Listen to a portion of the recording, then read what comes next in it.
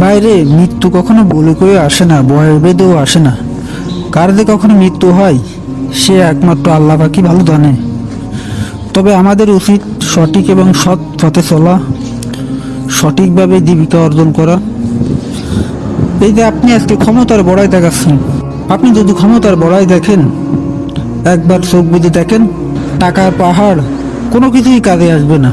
শুধুমাত্র আপনার আমল নামা, আপনার ভালো কাজ, আপনি মানুষের সাথে কি সম্পর্ক করেছেন, মানুষকে কি উপকার করেছেন, এই ইত্যাদি ভালোগুলোই আসবে। আমাদের হুক ইউনিয়ন বিএনপির সাধারণ সম্পাদক সাবেক জনাব মোহাম্মদ শাহ আলম হাওলাদার, তিনি একজন ভালো ব্যক্তি ছিলেন। সকলের সাথে তিনি সৌহার্দ্য সম্পর্ক রাখতেন এবং আমরা তাকে বিএনপির একজন অভিভাবক হিসেবে তাকে জানি।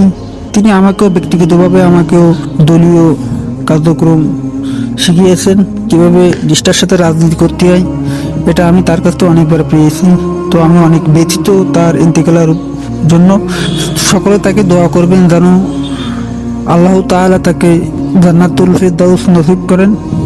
তাই অত্যন্ত ব্যথিত মনে বলি, ভাই আপনার মস্ত বড় ক্ষমতা একবার হারায় দেখেন, একবার চোখ বুজে দেখেন, এই দুনিয়াটা অন্ধকার হয়ে যাবে। আপনার তখন থাকবে পরকাল, আর তখন হিসাব নিকেশ কি দেওয়া লাগবে। মানুষ মরণশীল, সে যে কোনো অবস্থায় যে কোনো বয়সে মৃত্যুবরণ করে। মৃত্যু কখনো বলে কেউ আসে না, এটাই বাস্তব কথা।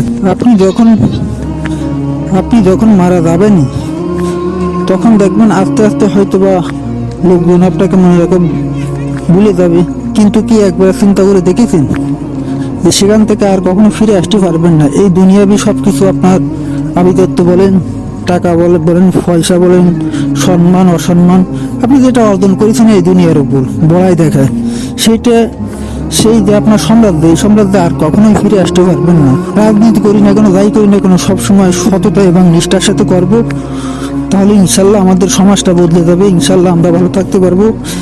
এই কাল এবং পরকাল দুই কালেই আমরা আল্লাহ তাআলার সান্নিধ্য পাবো ইনশাল্লাহ।